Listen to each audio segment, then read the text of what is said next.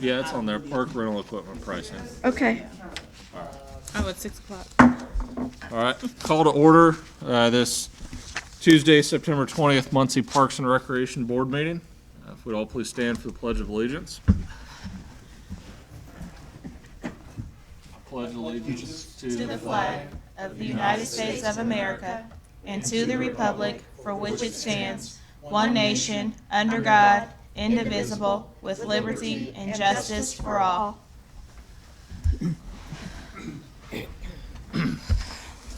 a roll call, please. Chandra Parks, Here. James Lutton, Mark Irvin, Here. Shannon Powers, Here. Brad Marshall. Here. James did reach out to me and he said he was not feeling well and didn't want to share that with any of us, so he was regretted missing out today. We've got the approval of the minutes from our previous meeting. Any discussions or revisions need to be made to those? If not, I would entertain a motion for approval. A motion move. Moved and second. Second. All in favor signify by saying aye. Aye. Opposed, same sign. Next, we've got the superintendent report with Mr. Carl Malone.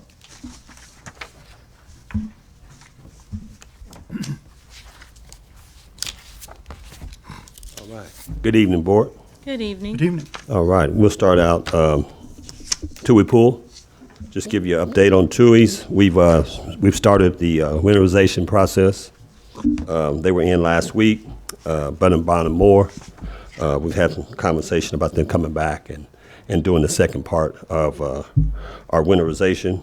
We've also started some winterization with our field tech, Rob Barker, which is mainly taking care of the restrooms, the lines that feed the toilets, things of that nature, and then also our splash pad, which will be making sure we got all lubrication and things of that nature in place for our splash pad at Tui's. Any other things that we see need to be done this year as far as it relates to winterization, we'll discuss that with Shannon as Brun and Bond give us some insight on what we should do. I've been in contact with them. They should be calling us soon to give us some more tips on Tui Pool. Next, bond projects. We've started renovation of 7 of the 9 parks that we've had on our list. We've began to install the cameras have been installed. We've made some orders on some of the other parks. 3 of those parks have cameras, and then the 7 parks, we've started actual working on with some of the bond monies that was approved per the city of Muncie. Anybody got any questions on the bond issues of those 7 parks? Any questions anybody might have? I can answer those. Not on to beautification of parks. We continue to move forward with our fall beautification program, which consists of tree trimming, pruning trees, removing bad trees, disposing of trees, which brings us to the subject matter of park tree disposal. We've had a conversation with sanitation last week to kind of talk a little bit about the costs associated with tree disposing. We've had past practice in the past. What we didn't have was a memorandum of understanding between entities, which is something I was going to talk with the board later as Kelly come up to talk a little bit about how we got to this point and then what we need to do to move forward to rectify. The board, I'm going to ask Board President Marshall to maybe talk with administrators and talk a little bit about the memorandum and what language should go in. Because there's some stuff out there right now that they're talking about, and Kelly can explain it later when she comes up. But I think that needs to be spelled out. I don't think we had an understanding previous administration on file, and so we're moving into where we're at now, and we need to have some discussion about it going forward. Westside Skate Park, as I know it to be, the survey kind of has been in. People have made their comments. I've been in contact with Adam. We talked a little bit about projection date, timeline. Looks like it's 2023. In between now and then, we'll get with the city engineers and the people from Hunger Skate Park to kind of talk a little bit about what else we should be doing between now and the time that we start actual construction of the skate park. Monies that I know of, the 500,000 is kind of, I think we had the initial 300, and then the council was able to attribute the other 300,000 or whatever it is. I know some monies has been used for prints, things of that nature. There was a cost associated with the total. I think we had 600. I think we want to say 420, somewhere in that neighborhood, 480 maybe to work with in terms of cost. What we have actually in our budget. So that's all I have on West Side Skate Park at this point, at this time. Any questions? I do. Okay. Would we be able to see that survey data? Yes. We can email that Okay. survey. All the board members that you do not have, or did you? I thought. I at least got a copy of that. Maybe I'll send that along or make sure everybody gets that. Okay. But it's pretty interesting to get the feedback on the survey. I can tell you they're definitely asking for a multi-purpose type of skate park.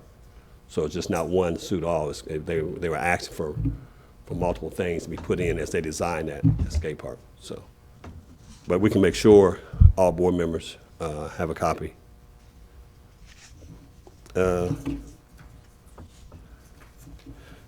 Riverview Park, we are finally at a good place. We started some renovating work there. The neighbors are pretty excited about what's taking place and what's going to become. Projected date, I think, is 2023. Due to some things that we had before, it was actually a project that was supposed to be completed in 2022. But due to some permitting, we got pushed back, and so we're just now getting moving in the right direction with that. And so it looks like that's going to be a 2023 project as far as total park project and finished.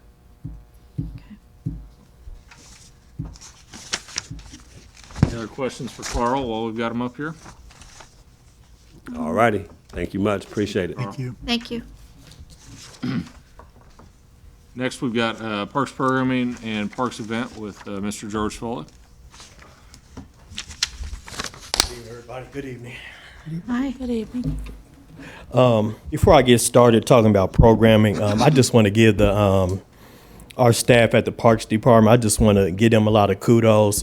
This year, they've worked a lot in helping me set up for programming, and we've had a lot of events in the park, and they always don't get the credit that they deserve, but without them, we can't do the things that we do in the park. So I just want to give all the staff, the full-time workers, part-time workers, and the temp workers, just a lot of credit of all the hard work they did in the parks.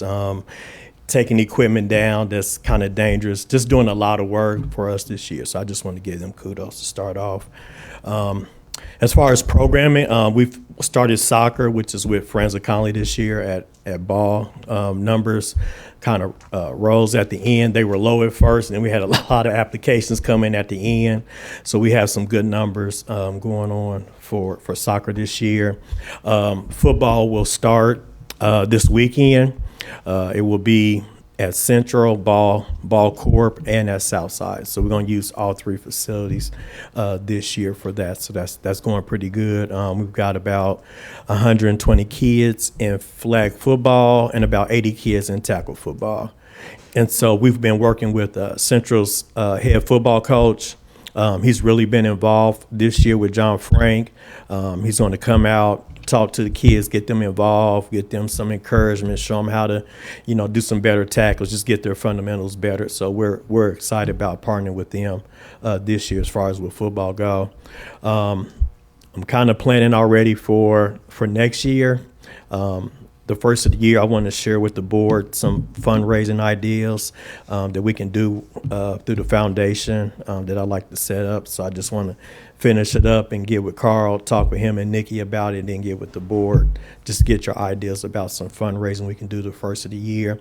One thing that we do have set in stone for next year is we're going to do flag football with the NFL. We just got approved for that yesterday. And so they're providing all the uniforms for the kids. So we'll have a group of kids wearing Colts or Eagles or Cowboys or everything. So they're going to provide T-shirts, towels, socks, and everything for the kids. So we're looking forward to that for next summer to do that with the NFL. Brandon Hayes, who's with Third 11, kind of helped me put that together, being that he was part of the NFL. So we're excited about doing that for next year. October 22nd, we'll be having, this will be our 5th year of Trunk or Treat. We're going to do it at Heacon Park, which I think is a good idea because we haven't done a lot this year at Heacon Park. And so I think Industry Neighborhood will be happy about us having that event this year, which we really get a lot of kids that come out. We have people decorate their cars, and we pass out candy. Then we have organizations that donate, and then we give them hot dogs, chips, and drinks to all the kids that want to come. So that turnout is pretty good moving forward. So at this moment, that's all that I have as far as programming for the parks. Any questions for me? Any programming for winter? Anything you're working on? For Yeah, we want to do some senior citizen programming with Lynn Whitty and them coming up this winter. Probably do it in cabin 3. We're not able to do it in cabin 6. There's some renovation that's going to go on in that cabin.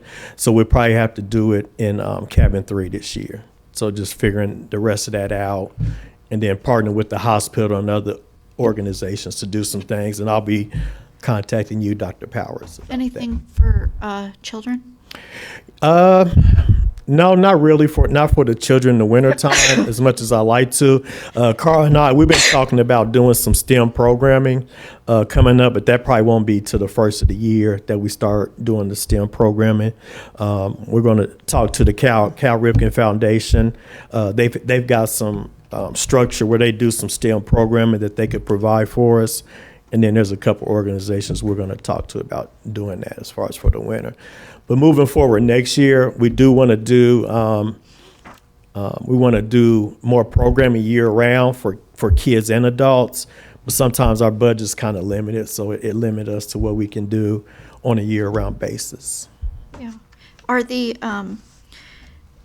Are there fees for the children to play in the football programs? Next year, there will not be any fees for the kids to play football. We try our best not to charge too much for that, but we are trying to. These are some ideas I'll share with y'all the first of the year, just using that event where we can probably raise some money to go into the foundation. They currently pay, though, to play? Yes. Yeah. Yes. Everything is covered by the NFL with the uniforms. Yeah. So we can sign up to 100 kids without any charge for that Oh, for that event. one Yes. next summer? Okay. Yes. All right. Are they in uniform right now with the flag football and the? Yeah, they do it right now. So the way we have it set up with John Frank is we have 10 organizations that donate $100, and then with that $100, that buys all the T-shirts for the kids. Got it. And so each of those organizations get their logo on the shirt. So basically, they're sponsoring a team. Yeah. Each company is. It's a good idea. Yes. Any other questions for George? Question. Would you happen to be interested, I'm not exactly sure what the plans are for the winter, but would you be interested in partnering with the Southside Neighborhood Association for their usual winter event that they've done, decorating the cabins, and maybe open them up for the kids to come in and do Santa Claus or crafts, or I don't know what you could offer, but. Yeah, absolutely. We love to partner with Southside Neighborhood Association. I think we worked with you was it my first year, we did a little bit last year with industry and Southside Neighborhood Association, but yeah. I'm not sure what the plans are for that exactly, but I know that if they do that, it would be a good event to put for Yeah. the winter for the younger kids. Wonder if we could tie that into that, the lighting, the drive-through Heacon Yeah, or something. Great just something idea. to think about. Yeah, Yeah. we'll be happy Bigger. to partner. And I did receive your email responding to you Thank about you. that. I Yes. appreciate that. Hey, George? Thank you, George. Okay. So I got a couple events that Done. that we have going in the park. This first one I'm gonna let I'm gonna let Carl start, and then I'll finish it up. You want to start with this, Carl? Okay, and then I'll finish it.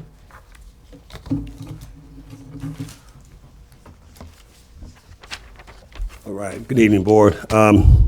First of all, let me say that I have two individuals here that will be able to speak to the partnership that we will be discussing tonight. But far as from a park department standpoint, we had talked about doing some volunteer work in the community this year, just to give back. And so I met with these two gentlemen several months ago, Saturday mornings, to discuss what we could do to bring men together so we could kind of help the schools, help the community, churches, by having a group of men. So we're looking at our goals to have 200 to 300 to 400 men and have some data. And so we could just go throughout the community and spread some love and some volunteerism. And so we started having some brainstorm sessions and talked about the park department's role as it relates to the mission of what the guys that come up and talk to you about. And so this was one way that I felt we could host something in the parks and then bring people together. And then these gentlemen can talk a little bit about the program itself. This is our first year, so we look to continue it years to come, but we thought the parks and the location there at McCullum would be a good starting point. So as far as the event itself, like I said, I'll let them come up and talk, but I just wanted the board to know that we've had conversations about it, ways that we can partner and come together and do something for the community. So they can explain to you a little more detailed questions that you might have regarding this event. So I'll have it sitting here, and then they can come up and speak on it. Mr. Julius Anderson, you can come up, and also the two of you can come on up and talk a little bit about it. Okay. Feels kind of weird being on this side. Hey, Julius Anderson, 1809 Carver Drive, Muncie, Indiana. I am so excited about Calling Men to Prayer, an event in which men come together, not only just talk about what needs to be done, but put that thought into action. So me and my friend Danny, I'm gonna give him a chance to give you the overview, but I just want to say thank you for this opportunity to come before you, to share this, and thank you, Mr. Carl, Mr. Foley, for what you're doing in terms of kind of enhancing us along the way.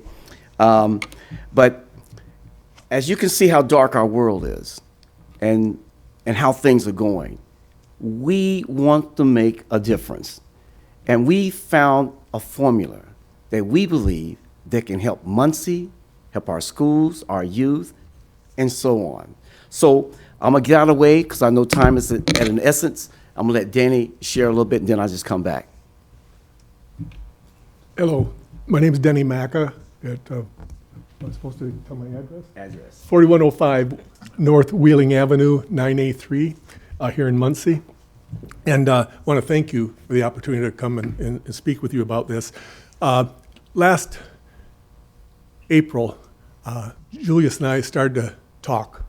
And sometimes when Julius and I talk, we talk about a lot of things, and it's grown over the last few months. But we talked about men needing to pray, men needing to step up in the community and get active in the community.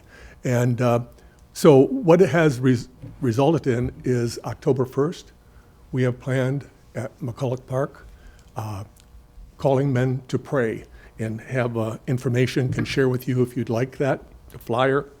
But the idea here is men coming together to pray, and today we're focusing on 8 segments or 8 issues, if you will. Our schools, praying for our schools, praying for our youth, praying for our families, praying for our churches, praying to end violence, praying for those who are impacted by mental health issues, praying for racial reconciliation, and homelessness and poverty. Those are the 8 areas that we're focusing on at this time. And we have a morning lined up from 9 till noon, and we don't know how many men are going to show up. You know, you do something like this, you don't know, is it going to be 200, 400, 600? We're not sure, but we know that men will show up. And we have been, as Carl said, we've been working with Carl, talking with Carl about how we might do this at McCulloch Park. and it's an ideal place. It's just such a beautiful park. I'm new to Muncie, and so it'll be a couple years here in November, and I'm so impressed with McCulloch Park.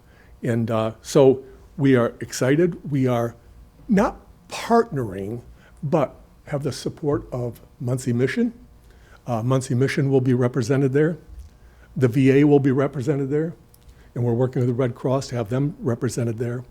And part of that is the idea, we want to leave the men with a challenge. We'll have the time for prayer, but we want to help them understand that this is a beginning, it's not an end. And we will be encouraging them to go back to their churches and bring other men together to pray on a regular basis. But also then, men like to do things. Get active. And so we will have for the men a list of opportunities for serving in the community and to get them out in the community to impact the community. That's really what it's about in the end. So that's our process, our thinking, and we're very excited about it. We've been meeting, as Carl said, on Saturday mornings for the last 4 or 5 months, and it's amazing to see how this has come together, and men have come around this to allow it to happen. So I don't know if you have any questions or thoughts, or Julius, are there other things that you think we should share? Yeah, I'm gonna sing a song. Oh, No, I don't know no, whether to take him serious or not. no, but again, we're really excited about this. We think that we can bring Muncie together. Now, here's something. We have, Mr. Malone has been working with us quite diligently as relate to what can we do to help our kids in schools. This is another approach that we can do. We recently met with the CEO of MITS, and everyone we have talked to have given us the green light. They like what we're doing because we're making a difference. And we hope that you can help make a difference too. I was talking to Mr. Slusher back in the back. We want to make sure that the mayor gets the same information. He's supposed to be there. We know that the Iron Man is going on, the contest is going on along with the Ball State having a football game. But look, there's still a lot of men that's sitting on the couch that needs to be there. So we want to throw a commercial out there. Wives, if you're hearing this, encourage your husband to come on out, because grandfathers, grandkids, men, we have wristbands for them and registration. We have food, music, and we just want to have a good time and a fellowship just with men, real men. And we want to help out too. So again, we want to thank you for this opportunity to come before you to present this to you. And now we'll put it back in the hands of Mr. Malone, and he can do the rest. I hope that you favor us and our endeavors, and we're doing a great job, but we need support. And we're going to make sure that that park is better than when we showed up. Yeah. We're going to take care of everything. Okay. Yes. Okay. And the Muncie Fire Department is helping in that too. So, come on. Oh.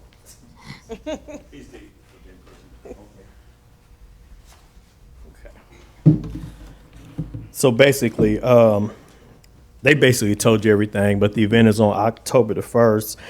It's basically a calling for men to pray. That's the name of the event. As you heard, they'll have it in McCulloch Park on October the 1st by Cabin 6, but basically throughout the park. These are the two gentlemen who are sponsoring the event. They're talking about having it from 9 to 12. And so they told you the purpose of this event pretty much. There will be no vendors at this event. Look like they're not asking for any materials or anything for the event. You guys don't need any bleachers or anything like that for the event? Yeah. Okay. So we'll just use what's out there as far as bleachers or anything like that.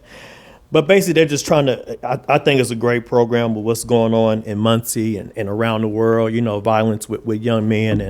And Julius, I talked to him a little bit with Carl, and I think it's a great thing, to get men out there and just pray together and just try to make a change here in our community first, and then stretch out from that point on. So I'd like to get the board's blessing to have this event approved for October the 1st. Any questions or discussion? I do. Will there be any need for security? I know that sounds, I hope not for prayer. but I mean, I hope not. it's standard. We ask for everyone. Yeah. Renting space or in the park. So that's why I'm asking. Sheriff Skinner and them will be there. Okay. Some of the Sounds sheriff's good. department will be there, just as a backup. Yes. And no vendors. Yeah, no So we vendors. don't need to have permits for vendors. Right. Okay. Is this something that they would expect to roll into an annual type event or a monthly type service, or what's your vision there? I mean, I know this is the first one, but what's, A great question. We would like for it to be an annual, but right now, we just got fillers out there, and so many people's excited about it. We see what happens. Okay. Again, this is a crowded week with all the other previous events that's going on, but we hope to, Danny's going to MC the latter part of it, and we're going to invite them in, but we wanted to continue to go on. It won't be a monthly event, no. Right. It'll be an annual event. Okay. That's the question, yeah. Do you have support from a lot of the churches in town? Another great question. We have, just today, Danny told me he texts all the concerned clergies and all of them. I have, in fact, I have went personally to hand deliver some of the flyers out there to the ministers. But, here's something, that's a good question, but we know the status quo, the ministers that's in key positions. There's a second level of men that's in positions. We want them too. Those are the ones that's not so busy, but's on fire, that wants to make a difference. Those young guys, that's what we're looking for.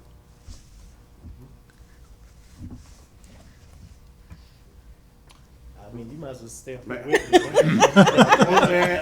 well, my next question was gonna be for Nikki. We don't have any other conflicting events or anything else reserved on that day? Not in the parks. Okay. Okay. Question.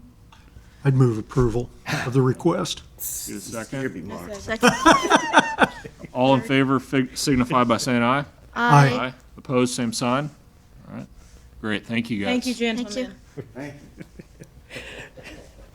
I got one more event. I promise I won't be as long as Julius was on this last one. This was not till next year, which will be July 26th through the 30th, 2023. This is a big event that goes on in Muncie every 4 years. It's called the Muncie Homecoming Festival. Used to be called the Back to Muncie. Basically, it's just a community building event, but to me, it's just a big family reunion that goes on at McCullough Park. There's events that goes on downtown at the Horizon Center. It's just a big event where a lot of people come back to Muncie for those 3 or 4 days. They're expecting about 3,000 to 4,000 people. I think that number is a little low. I think it's more than that comes here for that week. They'll have a lot of vendors at this event, and so they'll know about paying the Parks Department, being registered through the Health Department, and things like that. So that's a good fundraiser for the Parks Department. I know 4 years ago there was probably like 40 vendors at the event 4 years ago. Again, they're asking for bleachers, the stage, tents. They're asking to use the cabin and things like that. The committee is. And again, it's at McCullough Park using cabin 6, July 26th through the 30th. Again, it's called Muncie Homecoming Festival. The fiscal agent for this event is Future Choices. They've done it the past 12 years, so again, they're going to be the fiscal agent for this grant 1 year. Just want to get the board approval. Well, I just want to say too, this event is it's great. It's great economically for the city of Muncie. Every hotel is full. People come home. They want Pizza King, they want Concannon because they haven't been home in a long time, and then they just go to other restaurants. It's as many people as this event than the Ironman, from what I've been at the past 8 to 12 years for the event. So I think it'd be a good event for the parks to be a part of, and fill up McCullough Park, everything. Well, so the vendors will be vetted, will have a permit. Yeah, they'll They have go to through the they'll have to permit fill out an process? application through the parks and pay a $25 vendor fee. Okay. And usually, I think it's more than that. It's because it's 25 per day, Okay. and then they have to register with the health department. Yes. But even the non-food vendors as The well? non-food vendors, yes, they have to pay us too for And then setting we, up as a vendor. will Future Choices be selecting who those vendors are? Yes, Or with do we with select who those so are? they also have a committee that picks the vendors if they run out of space or whatever. So they try to have so many food vendors and non-food vendors for the event. And then will there be, will Future Choices have security? Yes. Yeah. So basically, Future Choice is like the fiscal agent. They have a committee, and so they'll reach out for sponsors and things like that for the event just to help pay for everything. Okay. Yes. George, Yes. one thing, kind of going to Shannon's comment, I think it's sad that it's come to this, but security Yeah. is more and more important because of outsiders coming in, if there's any way to stress. Yeah, I know with the concerts at Cannon Commons, with everything, we worry about that. you Yeah, know, and- the police department, sheriff's department, they're good at partnering for this Okay, event. good, And so there's a lot of them, they'll be, they're at, so like one night they're at Cannon Commons for the concert, which is Thursday night. And then they'll be at the park for the weekend. There's always cops just kind of walking around. Some of them in uniform, some of them just in plain clothing, just walking Good, around. good. Yeah. Yeah, with an event that's a homecoming, I want it to be a good Oh, homecoming. yes, And at a place where people don't have to worry about their safety. right. So it's provided by the Muncie PD? Or is it a private? It'd probably be a partnership between the sheriff's department and the Muncie Police Department because of all the people that will be in the park. Yeah, Robert Scaife will probably help out with Okay, his security company too. Yes.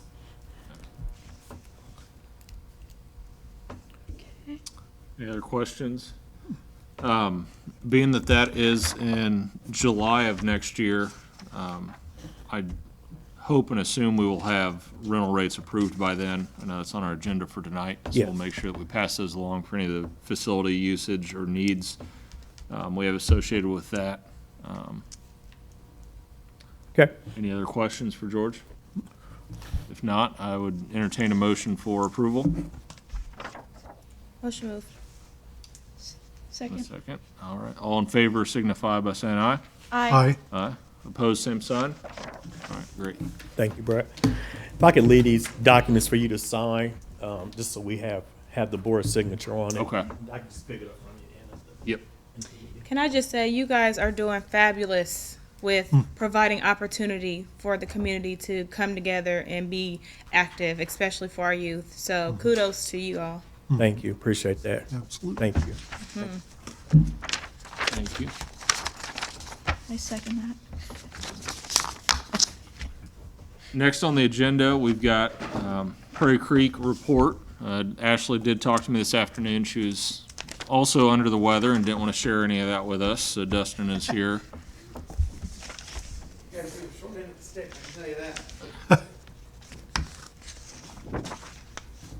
Dustin Clark representing Prairie Creek today. We'll probably start off with the introduction of, there is a rules proposal in front of you. This is a draft. We understand that there will probably be suggestions, questions, stuff. It has seen legal eyes. We believe this is a good foundation to start from. But this is the first collection of everything that Prairie Creek has from all the different drawers, all the different Post-its, all the different talks and discussions that have happened over the years that have gotten recorded. This is the first collection of that. So we think this is a good foundation. We would like to present this to the board, start getting the board's input so that we could get this approved by the end of this year, 2022, so that we could introduce it in 2023 as January 1, hey, that was the old rules or wasn't rules, and now there are rules going forward. So that's the first thing. Carl's got a copy. We are open to suggestions. If you guys want to review that now, we are open if you guys would like to come and meet. We can do one-on-ones. I don't know if there's a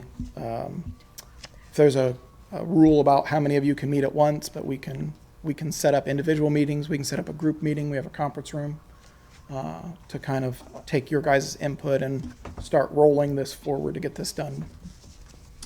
I think where I'd like to go with this is I have not reviewed it. I know we received it in the email this week, but I've not reviewed any of this yet.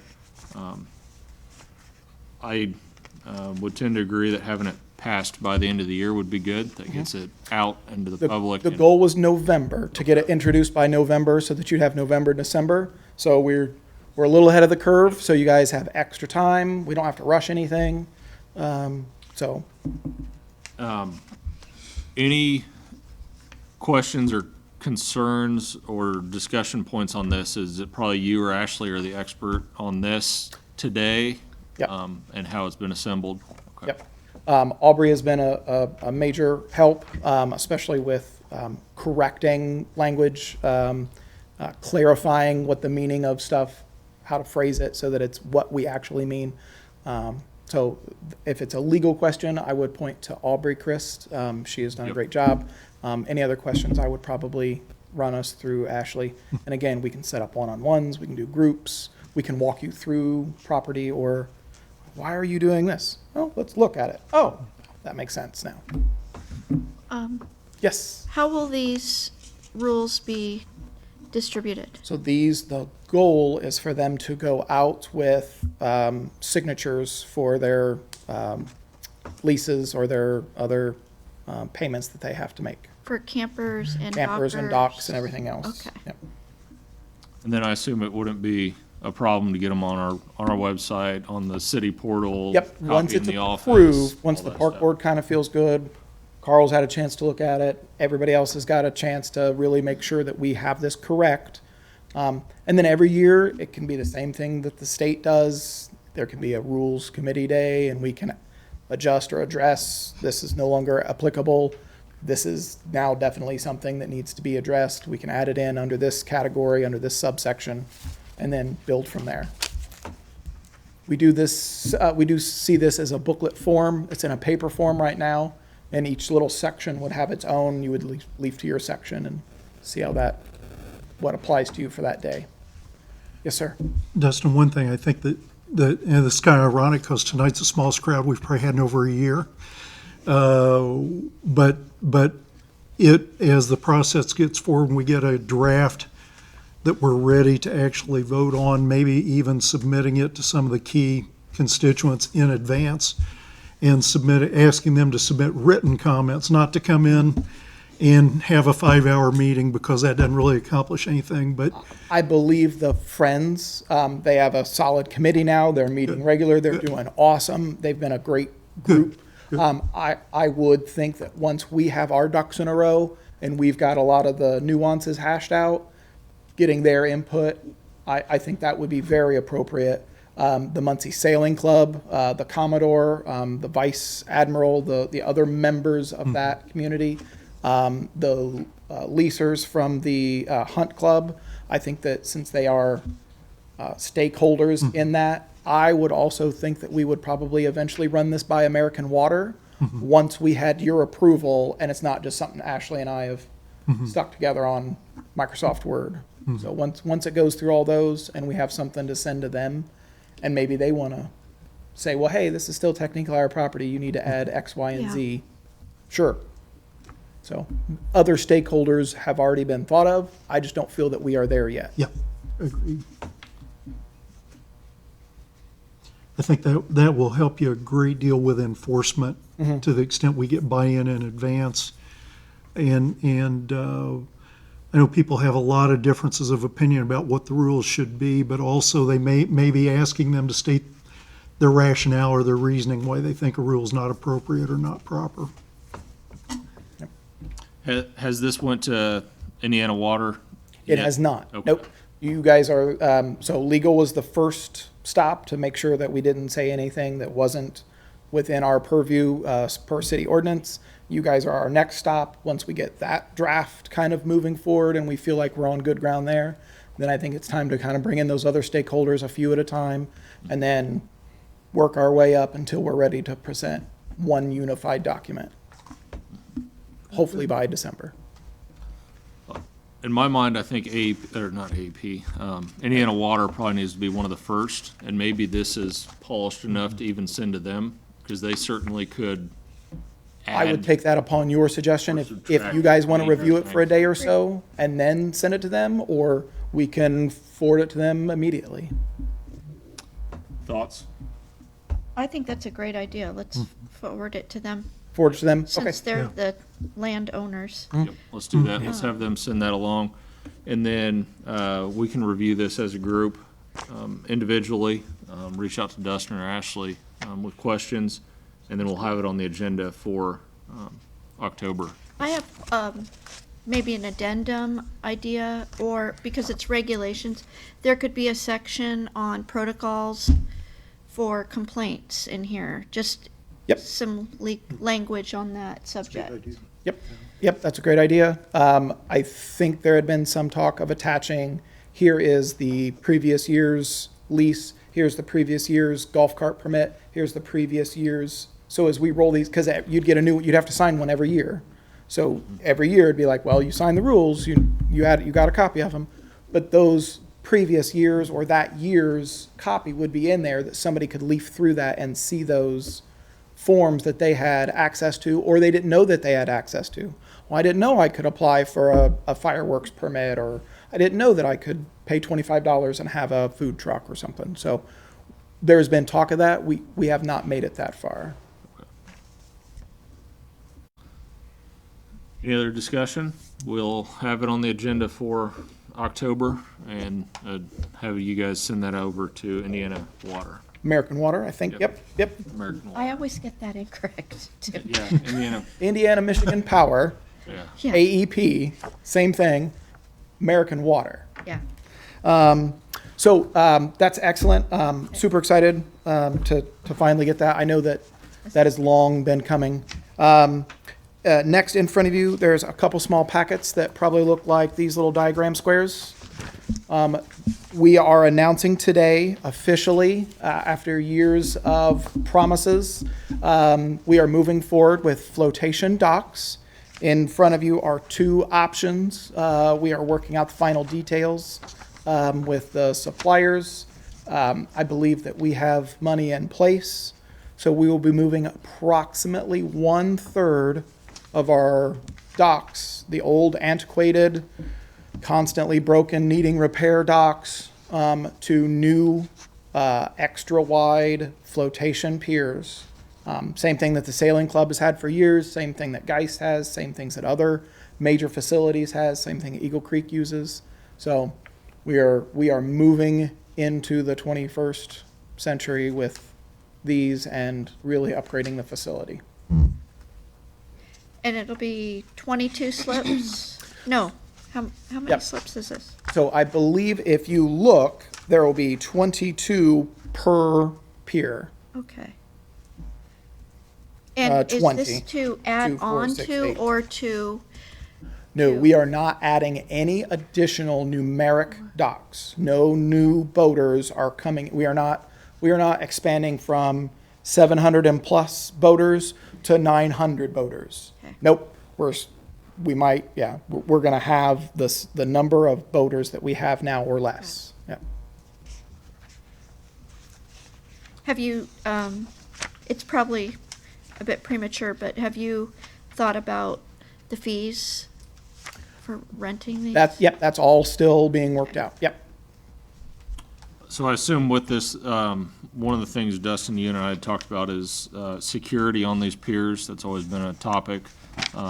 Is the intention to have a gate or some kind of fence to secure these? You will see us in front of you as our financial body to request money from our cash account that we've stored away. We've squirreled away money for a rainy day. We're going to pull some of that money out to pay for some fixes and maintenance and infrastructure upgrades. One of those upgrades are going to be for the new piers. They will have security gates that prevents people from going out on them unless you're that dock holder. Okay. Yep.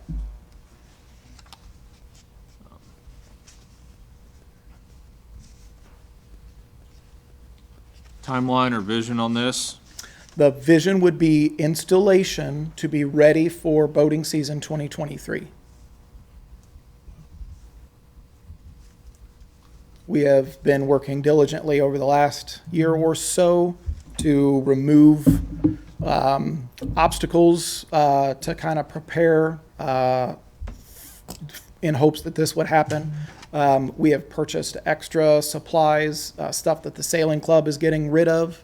The pier posts, the 20-foot posts that they use, we'll be able to repurpose those. So we bought those at a discount and then going to use those to install these.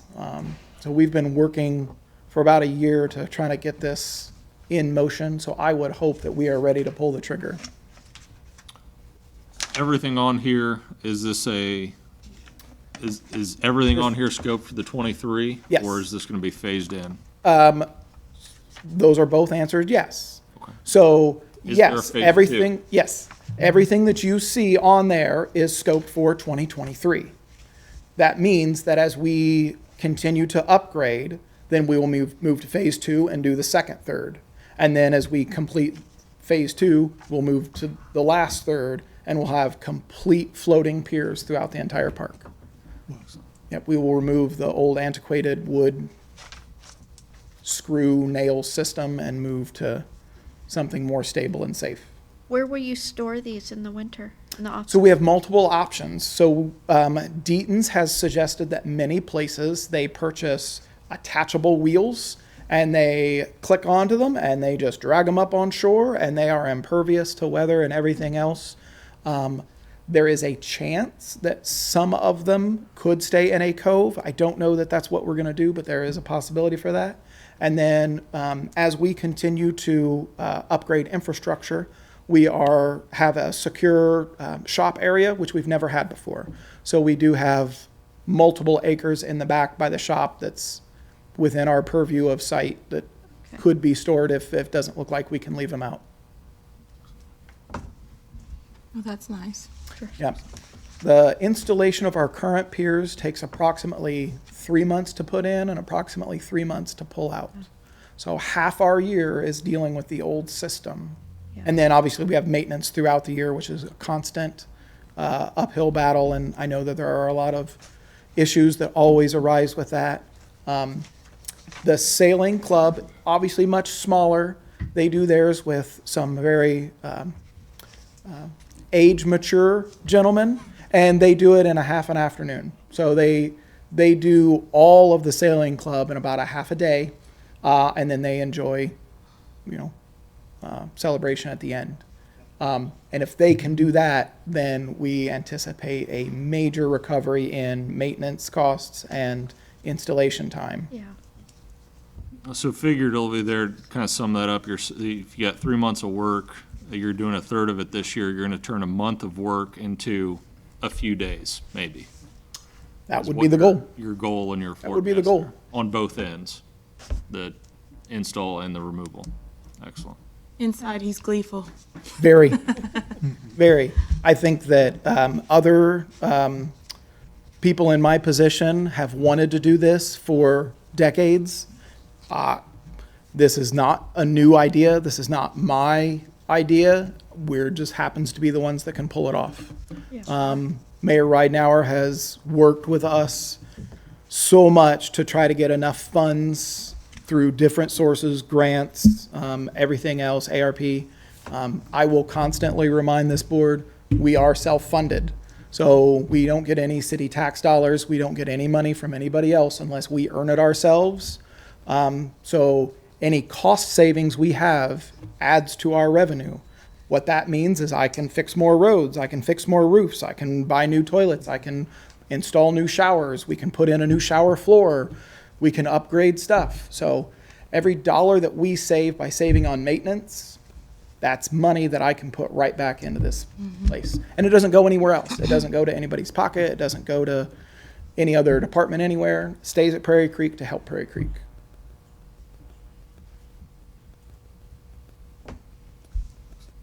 What, and maybe a cart ahead of the horse here a little bit, what's the application process for a floating secure pier versus a traditional pier? Have you guys scoped how that's gonna be or what that looks like? Yeah. So because we're not adding anything, we're not adding any burden to the facilities, those who have docks now will simply move to these docks. So they will do the same application process that they always have. They won't have to go through and do anything fancy to, oh, man, I wanted a new dock. Hey, you had one? This one's yours. Yep. Your location has just now been improved. And that's, you guys will see by those, you can see the installation is mostly North Shore, South Shore, and some of the edge of the main body. Those are great locations to start. That's the first third. We still have another 2/3 to do. We are not reinstalling the most difficult locations. So the ones that will, to move to these, they are the ones that are on the steepest hills. They are the ones that are the most shallow, that can't start their boat when we run into drought. They are the ones that hit rocks. They are the ones that we have to get step ladders to try to put people in. They're the ones that have the worst terrain to try to get in and off their boat. Those will be the people that will get moved to this, because those are the ones that we are removing. Not only do all docks take us a long time to put in, but obviously there's a select number of docks that take us even longer because of the environmental conditions. Other comments, questions, concerns? While we're talking about docks, any update from American Water on private landowner dock? We have received nothing. Okay. So, we are at their legal graces. They have been very good to us. We will continue to wait patiently until they guide us on what they say we can and can't do. With no feedback from them, what, do you have an installation plan for next year? We were instructed that it would be best to put what we have where it is, and just everybody is in a hold pattern. So we will not be adding any more against their wishes.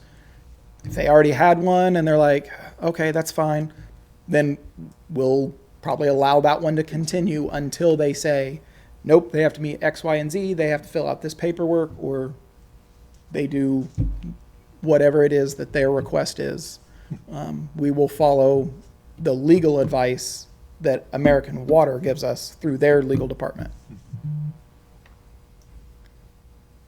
How are the, changing the subject, how are the small, what do you call those, like campers that you put up that people could rent for the day? How are those doing this summer? The cabins? Cabins. Cabins. Cabins. Oh, cabins. We don't put those up for the day. Those are permanent structures. Oh, I know, but I mean, they could be rented for. Oh, rented for the day. Yep. They are going marvelously, and we would love to increase those. So I think as we move forward with other infrastructure projects, you will see more of those be installed so that more people have an opportunity that don't have a $60,000, $70,000 RV. Yeah. They could come out and enjoy it for a few dollars a day, still get a fire ring, still get a beautiful view of the water, and then go sleep inside an air-conditioned building on a bed. So, yep, our goal would be to keep those in operation. Ashley has made major improvements. Those used to be OSB and plywood floors. Those are now linoleum isn't the right word. Those are now Vinyl plank? vinyl. Thank you. Vinyl. Vinyl flooring. They have new lamps, new tables, new beds, new bedding, new mattresses. The decor has been redone. Ashley, among others, but primarily Ashley, have taken upon themselves to redo the decor. So all of the oars with the Cabin numbers have been hand repainted by her. The stuff inside has been done. We are looking at getting new HVAC for them, so they'll have an even upgraded air handling system. So, yeah, And- we are big fans of those, and I see those continuing. And they have plumbing too? No, Okay. no, no. Yep, there is a privy in that location. As we continue to do infrastructure upgrades, you will see newer, nicer facilities. You'll see access to water. We drilled 2 water wells this year. We are currently submitting stuff to the health department for a long-term solution plan for 4 sections, which is probably about 80% of the usable park. Indian Hill, North Shore, South Shore, windsurf. How many months out of the year do you rent those? I don't have that answer. There are 3 seasons. I mean, I don't think we do them through the winter. Yeah. I don't have the dates, though. Okay. 3 seasons, probably. Yeah. Okay.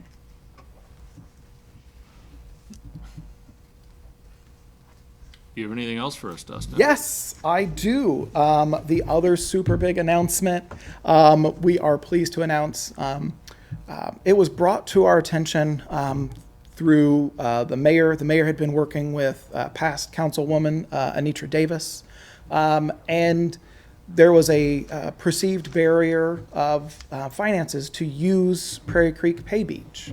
The mayor has worked with us over this year to find a solution, and starting in 2023, we will be offering free entrance. So the Pay Beach will become free. So it'll be $0 to enter. We will still manage it in a very similar way. You'll still see beach attendants. There'll still be beach attendants monitoring the area. We're still going to send them to lifeguard training.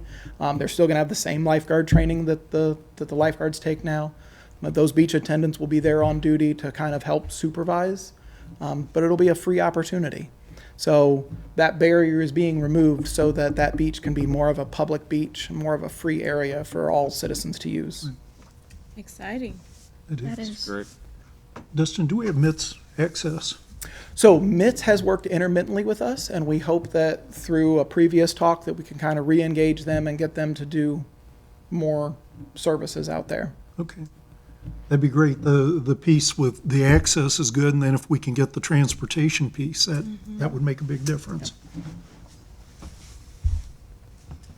Excellent. Anything else?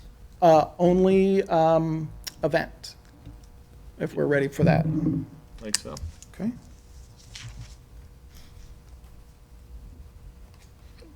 So we have 2 events. One of them, it's probably not even worth mentioning. October 1st, we've got a little fun run. I believe it's called the Ironman. It's going to be a pretty big deal. So just to make sure that everybody is fully aware, that event is coming upon us rapidly in a few days.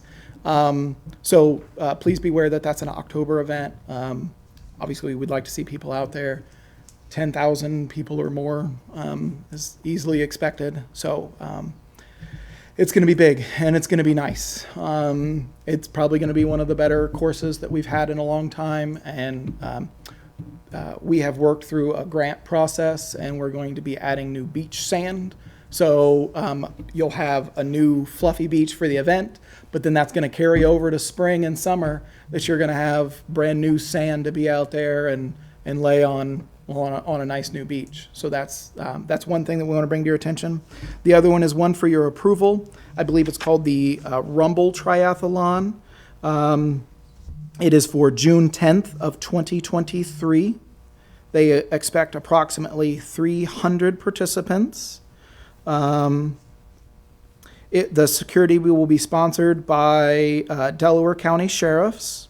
They are requesting no food vendors. They are requesting no materials. They are asking park staff to help maintain the beach, rake the parking lot, and mow entrance and exit areas for the race course. Is Rumble Triathlon the parent company?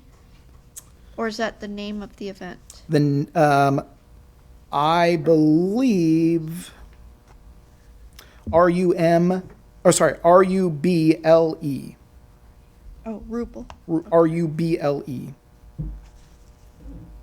And I believe that's in your email if you would like to review that. And it does look like Zach Rubel is the agreement signer. And that was submitted to Ashley on 9/6. I think they might be here too. If we have any questions for them, one of them. Let's bring them up.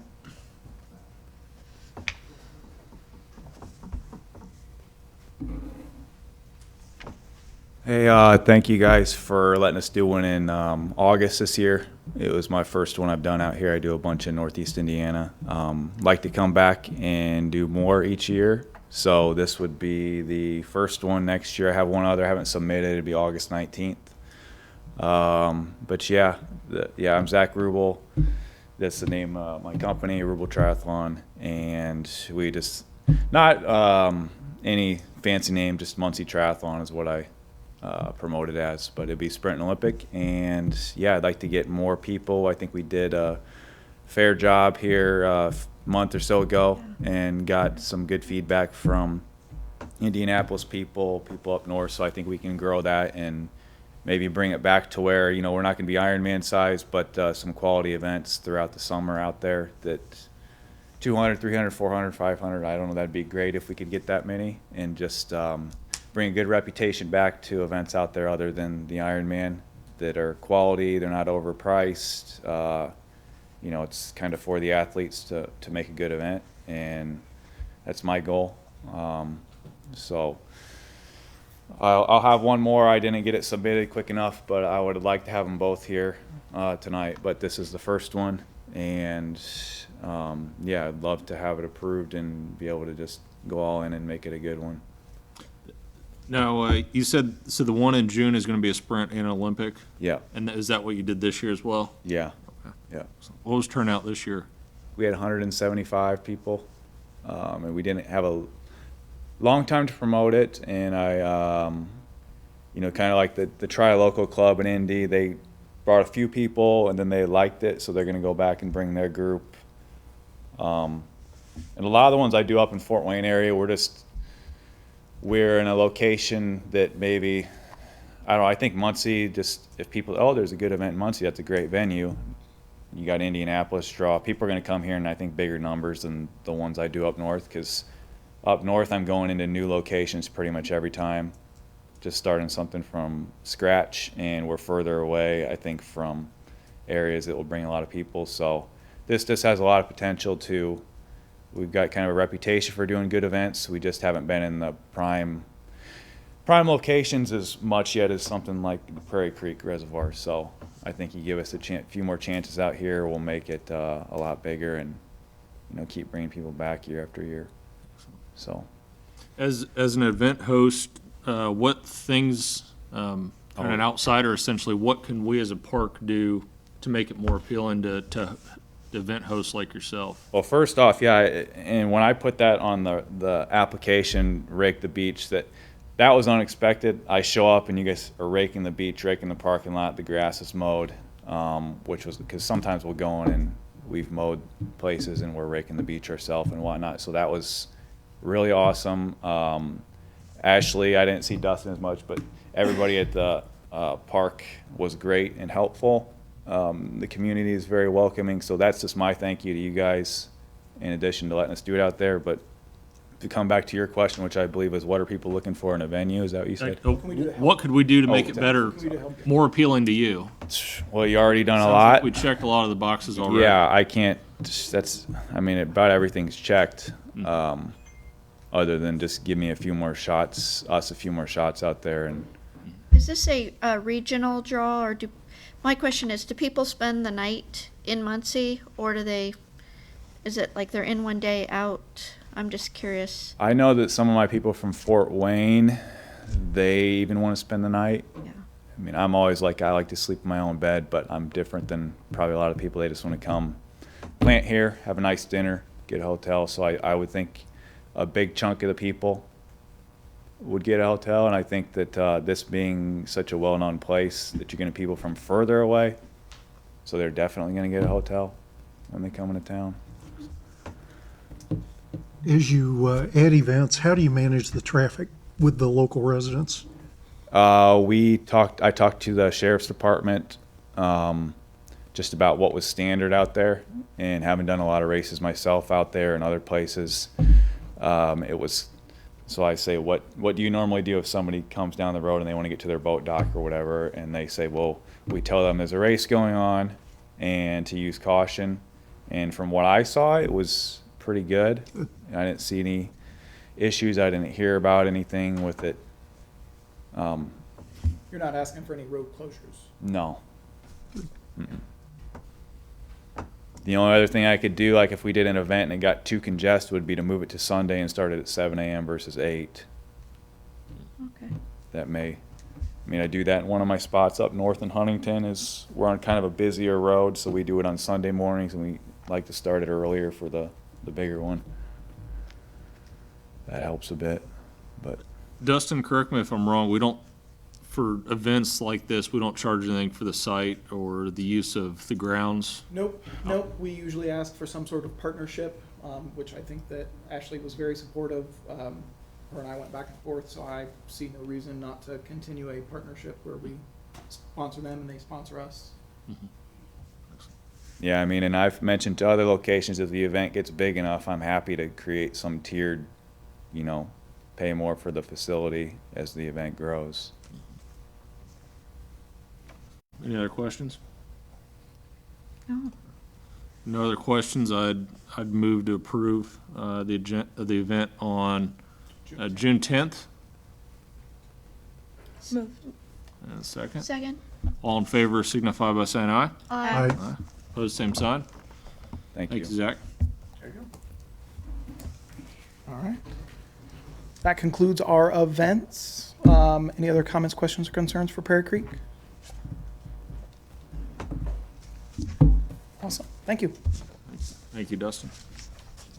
All right. Working through the agenda here, we've got the old business. We've got skate park. I don't know if we've got any additional notes on that. No, I'll be real quick. I would just ask that being that the city has been the primary holder in the fees and whatnot, I think the park board should be in contact with the committee, because we deal with Adam, but I think Hunger Skate Park is the developer. But questions go through Adam, and I think it'd be appropriate that Adam and the board have either Zoom calls, Zoom meetings to talk about timelines and specifics as it relates to the skate park. The naming, exactly what is it? Before, it was a Muncie Coalition Skate Park. I don't know that that's still the case, being that the city has put majority of the funds in place. And so, but I think having that conversation with Adam and the board, then we can have a little more understanding on responsibility when it comes time for use.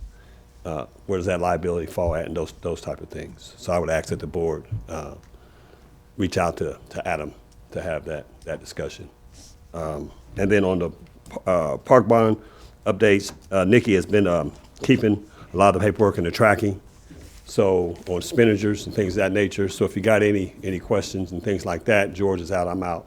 You can always contact Nikki, and she can pretty much answer pretty much where we at from week to week or month to month on the spending. And then she'll communicate with Craig and the mayor as well, as far as the bond money. And then George can talk about the security cameras.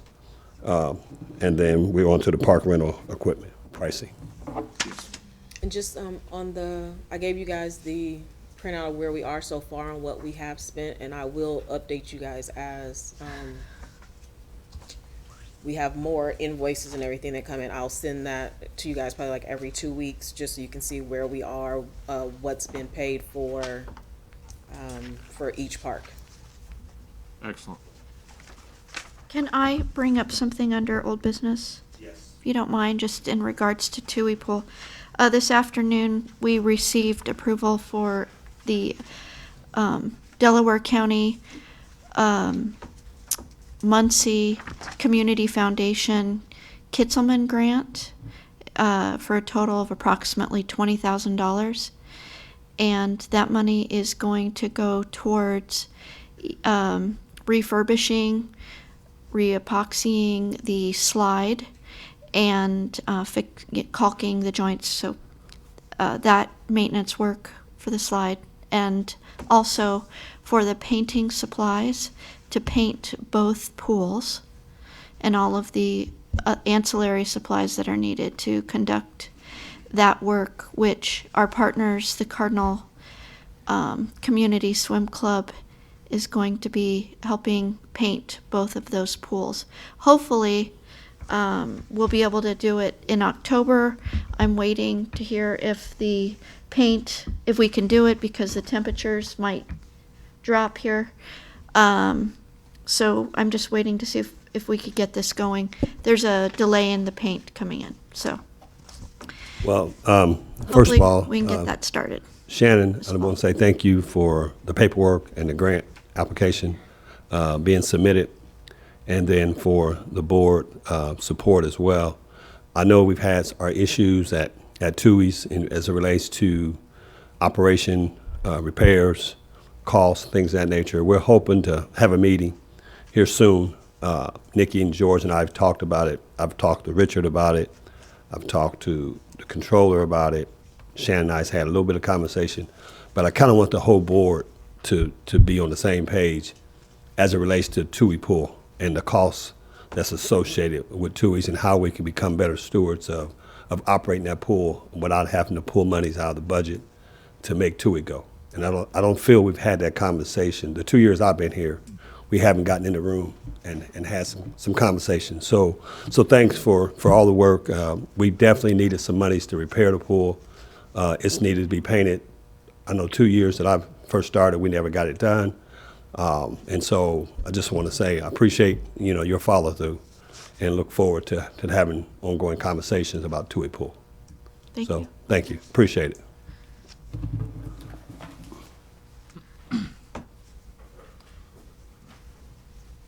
Just real fast on the security cameras.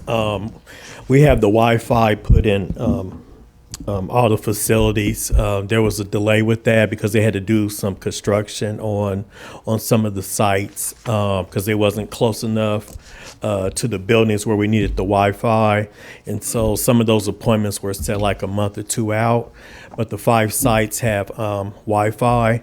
3 of the sites, TUI, Cooley, and no, I take that back. TUI, Morningside, and Hegan have security cameras. By the end of the week, Thomas and Cooley will have security cameras. So the 5 spots that we feel are the most vandalized will have security cameras by the end of this week. Yes. Great. Thank you. Thank you.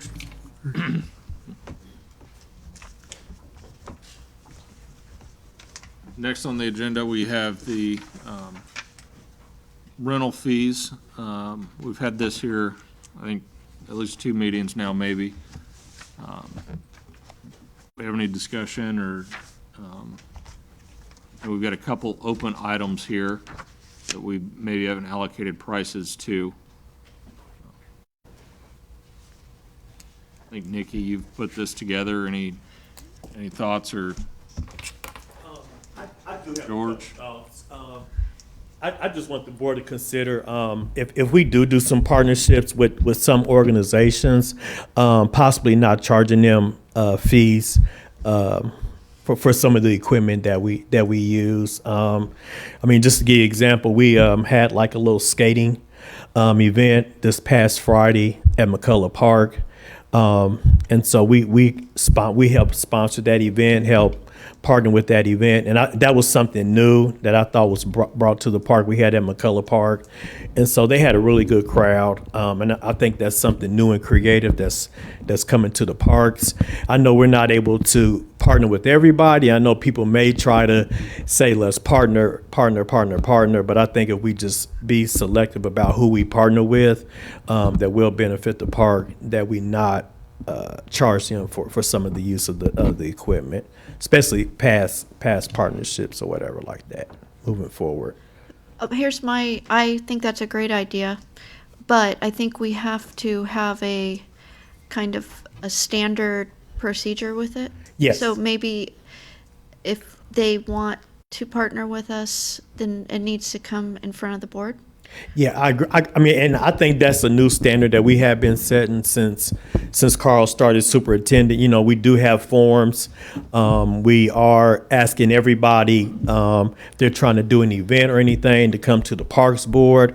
I think in the past, you know, it was just make a call and the event would be put on the books, you know, and then the board didn't know anything about it. Yeah. And so if anything bad had went down, the board didn't have any idea about the event. But I think we're doing good at setting a new standard by having applications getting approved through the board, and just the people who are using the parks or our cabins or having the event. Nikki's doing a good job of having them understanding what they can and cannot have out there at the park and what'll happen if something bad goes down with them moving forward. I would also like to recommend that if we do, the charges that we do get from the rental fees, that they could go into the Park Foundation. I would like to recommend that too, if possible. Thank you. Couple thoughts on that, and I like the idea that fees or revenue goes into the foundation for the pass-through fund, so it's available to do things, not into the endowment, because it would take so long to build to be able to use. I'm a little bit apprehensive about, I think we need to have really clear standards. If we're going to waive fees, we need to know what a partnership means. What we're really trying to do is make the parks nicer so partnerships are more desirable. And part of the way that we make it nicer is to get money that we can have to make the equipment and the rental facilities better. So I'm a little bit concerned about the vagueness of, well, if we've done it in the past, or if it's a partnership, we can waive it. I think we need some clear standards so we can be consistent and fair to everybody as we go forward. I'm not opposed to that, but I am opposed to just, well, this is a good group, we've done it in the past, we'll keep doing it. I think we need to know why we're doing it and what purpose we're doing it for, how the partnership benefits the parks, and then how the parks can benefit the partners.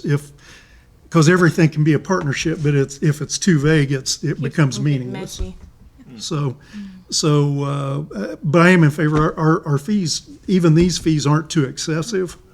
Not at all. If you multiply by a large number of people, this is a pretty small fee for what a large number of people might bring in. So I think we need to be careful and really look at that and be consistent with whatever we do, would be my only comment.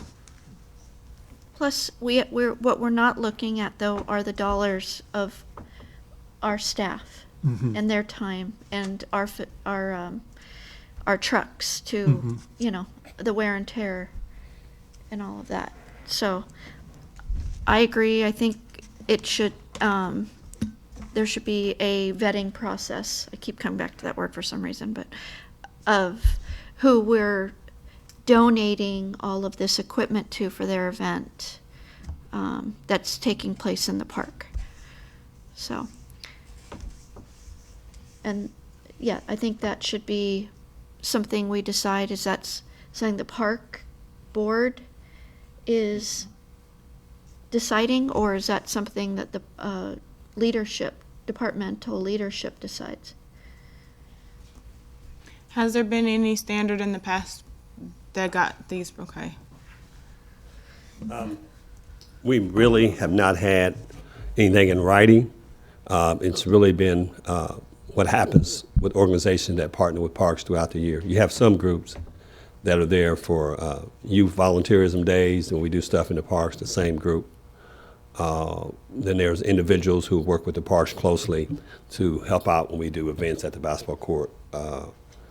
And so I would use Dee Dee Walker for an example. She's typically at every event at the park, and as a vendor, she's out there.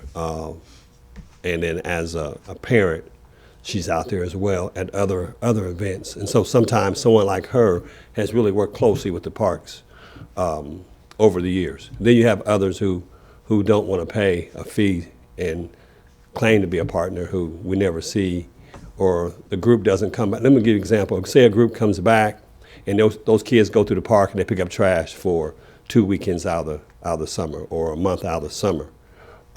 Then you start to develop some relationships with those groups. But I'm not going to say we typically have that, but that would be something that we can clarify, that this group has helped out throughout the course of the summer. And it may just be in picking up trash throughout the parks. So, but we can clear that up as those individuals come before the park board for an event. I don't think it's nothing that's going to be too brainstorming to determine if that's a group that we want to support or have them pay. So I think we can be a good steward of who those individuals are. So that's what I would say. I think kind of where we're all talking and heading is that our standard is gonna be to charge fees, and it Yep. would have to be a special circumstance approved by the board. Right. That we wouldn't charge fees. Yep. And then that would be our determination on how.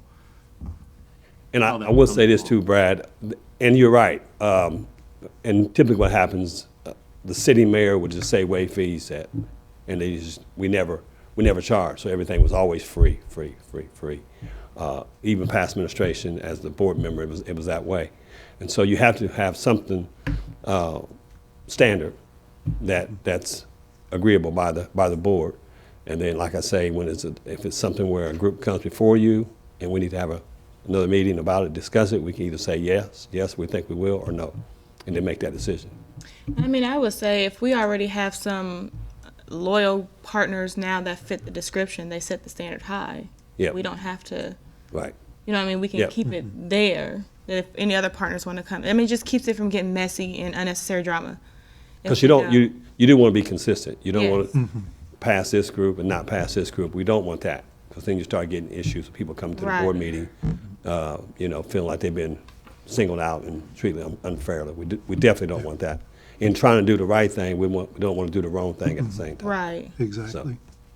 I think I'd like to see that added to the application process as well. Okay. I see that this is, our list of rentable, our fee structure almost turns into a menu that somebody can check the boxes. They want this, they want that, how many of these? And then there can be an additional page that's a waiver of rental fees.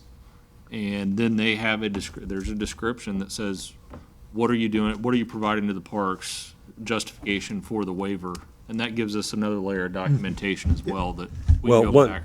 one example that we ran into this season, and Nikki would take the phone call, would be Cannons Commons, for example. And they would call us sometime 2:00 in the afternoon, needing something set up, needing chairs brought out. We bring them out, and then we was responsible to tear them down. We thought we just was bringing the chairs out. And so then we had to call on staff, and so, of course, I would call and talk to Richard about, what do we do here? I mean, we got people we got to work over, and so in trying to do right, there again, there was just some communication that wasn't clear on it's a city park, so we know we have to take care of our partners, and that's considered a partner because city park, even though downtown handles the events and they take in the monies for the events and they do all the other stuff, it's still a city park in the eyes of the city. Yeah. But those are some of the stuff that we deal with a lot of times in terms of that. So we never charge Cannons Commons for anything because it's a city park and it's a city partner, just by the nature of the business. Their events also don't come before us for approval either, Right. so. Is there a reason for that? Is it just because it's a city park? Well, in my experiences as a board member, the superintendent didn't want to get into that part of it, being that downtown development did all their event coordinating, things of that nature. It was just voted on by the board that it was best that they manage. But what was happening was they would call the mayor, and the mayor would just say, waive that fee. And so this new mayor was saying, well, this is going to be $250, and this is going to be set at $250, and everybody's going to pay $250. Before, it'd be $500, and then some groups would get charged $500, some groups wouldn't. So, but I know we support most of the events that are down there, quite a bit. That's everything from setup to cleanup, pickup. Is there an MOU? You know, I've kind of asked a little bit about those MOUs, and I'm not finding any. Maybe we need to have one. for all those. You're probably right. I would agree, put it that way. Yeah, and that's probably a really good example with, Cannon Commons. It just happens to be one other thing. We all want to see the downtown do well. We all Right. want to see the whole city do well. Yep. And if we waive fees to try to help one part of the city, then we're shortchanging other parts of the Right. city. So consistency becomes really, really important, I think. That's why we got a board. Yeah. That's why we have good individuals on the board. Yeah. And then we have a good office manager, because Nikki's the one normally have to pull the guys off of a project to go do something that needs for downtown, band setup, equipment, things of that nature. So I just think being clear there again in the MOU, stating what's in writing, what the parks, what they expected from the parks to do. I think that's a good thing, Shannon, to have that in place. We just haven't had that language in front of Memorandum us. of understanding. It's like a contract. That's what we would need to get from. We need to downtown create development. one, yeah, with Yeah. the economic development. We just haven't had that Right. in my stay here. But those are helpful when you're working with, those are what you consider partners. And all the language is spelled out, who does what. Brad, you gonna put that together? I need to go back and look, because I know at one point we did have some discussion there when we were talking about events. It seems like I saw a document, but I don't think it was memorandum of understanding per se, but I don't know all the details there. So I'll reach out to Aubrey Okay. and explore Yes. what the agreements are, if there's any at all, and how we clarify that a little better, especially related to. And TUI's rental too, fees. as we speak about Cardinal Swim Club and all those entities, just so we have it on file. Yeah. Not that we want to spend a whole lot of time, going back and forth with it, but it's there for us to read and have. We have contracts. Yeah. We do have a contract with them. So that way we got it in a file book. Yeah. Nikki has it, we all have it, and it's just good to have in case we have to pull it out for whatever reason. All right. Thank you. Could we vote on these, rental Yeah, I think we can. revenue going to our pass-through? I don't know if we can take that off. I don't know what the rules are on that income, if it has to go through the city or the controller. Yeah, that's probably the biggest question, is whether we can contribute as a city to a not-for-profit outside the city. We may need to have like a non-reverting fund. We do have a non-reverting fund. That That's what might I be was the, gonna ask, if it can't go in there, can it go into the non-reverting to the fund? non-reverting fund, that might be the way to do it, because then that keeps it, yeah. That would I don't know where what fund the fees go into today. The general fund. So they probably just need to be in the non-reverting then. I mean, we haven't really collected too many, so. Yeah, as we're moving forward. But I think I'm okay with voting and approving this list. And then we'll do some research regarding what fund the fees go to. Sounds good. So, unless Dustin maybe has something to add for us. I would love to I see him patiently just out of waiting curiosity. back there. Yeah. Nope. I know Prairie Creek is a different beast. Carl and I have talked, and we just conferred again some of the same conversations we've had before. Partnerships are different for those that provide a service or are not-for-profit, and have a checkbox of these are the things that you are providing. Here is your flat X fee. There's a difference between doing business or event or fundraising, where you might have a group come in and they make $200,000 or $50,000. So we have tournaments, we have major fishing events, we have major races, we have major stuff where their numbers of revenue has 2 commas. A percent is not out of the realm. You have a church that was within walking distance, and I believe their fee is $400 for a half a day, and all you get is the parking lot and the vestibule. We provide miles of usable space, shelters, rental buildings. We both share cabins. Those prices, I just want to make sure that we are taking that into account before we do a vote, that there are a lot of people that benefit greatly by getting a reduced fee or partnering, but there are a lot of people that benefit financially off the backs of the parks. Yeah. So please take that into consideration. I know that that's just a small fraction and it's just one point of view, but there are multiple events that are held for profit, for gain, and asking for a percent or asking for a actual amount, not $25, not $50. That really gets to the heart of it, because I don't think we ought to be subsidizing groups that are using city resources to make money. Yes. That's the bottom line. Yep. Yeah. Yep. Some of their cash prizes for some of these events, I wish I would take off the day off work and go after some of those cash prizes. I mean, they are high dollar events. Now they bring in a lot of people. They'll launch, 80 boats by, 8 a.m., and they're done by noon. They clean up. They're great, but they're not doing it out of the kindness of their hearts. No. So And our fees wouldn't even be a blip on their radar screen. probably not.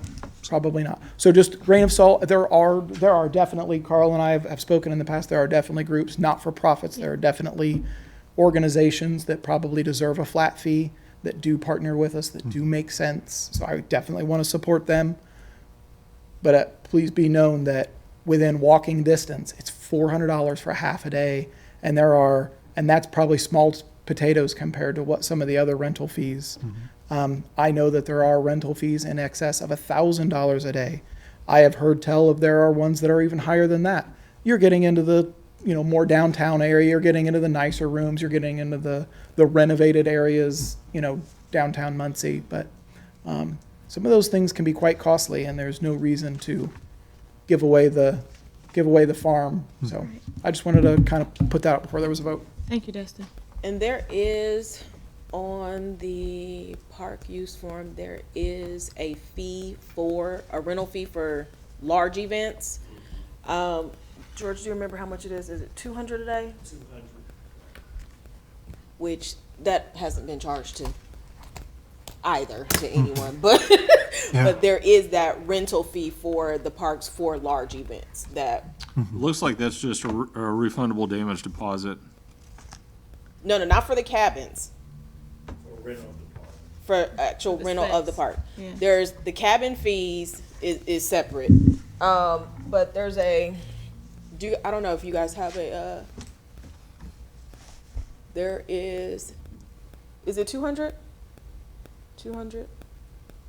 It's just basically been waived since forever, I think, for most events, but there is a fee for large events. Concern is that revenue would be very dear to the Parks Department, and would help you, the parks and programming, do more of what we're trying to do for everybody. I think we're headed the right direction then in getting these fees established. Discussing that we are going to enforce these outside of a presentation for a waiver in front of the board, and that's our practice moving forward. Nikki, can you email us a copy of the rental application? Yes. I'd like to just see what it looks like. And we have a couple actually different forms. We have one which is for events in the park, so it's like our event approved form. Then we also have one which is the facility use form that we're using for like the baseball fields and football. And then there's also, we did an equipment use form for people who are we have people who like want to rent like our speakers. Sometimes they just want a bleacher, things like that. So we're trying to have different forms so that they are coming in and we can see and map out where equipment is going, if there's something that our staff needs to set up for, or if it's somebody is coming in, if we know if we can rent it out to someone else. So we're trying to just keep track of it, and it's, and make sure people are returning it in a timely manner. But I will send all of that to you guys in the morning. Is there a fee if they damage it or don't return it? That's what you guys are gonna tell us. So there isn't. Right now, one there is not. currently? That'd be standard set by the board. Right now there is not. Okay. So we need to have a fee for Through that as well. And then deciding how we want to go about with partnerships. And just a note, the porta pots will be going up, because last year they were 35, this year they're 40, and so next year they're gonna go up a little bit.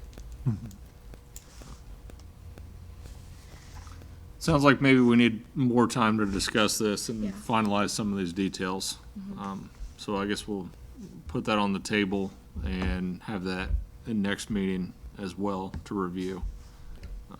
So should we think about scheduling maybe a special Zoom meeting between us to talk about these, maybe include? We may need a Nikki or- fees meeting Yeah. just to review these I and feel like the sooner the better, because it's kind of been floating for a Yeah, little bit. I agree. Yeah.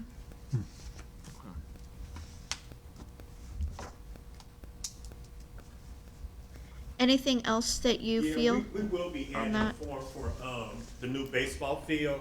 We've been working with the deputy mayor on that, and so I would like to present that before you guys meet for that.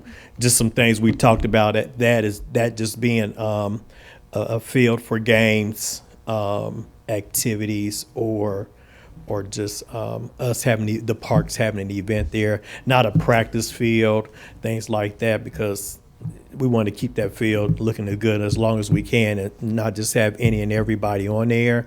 And then everybody fills out a facility request form for that.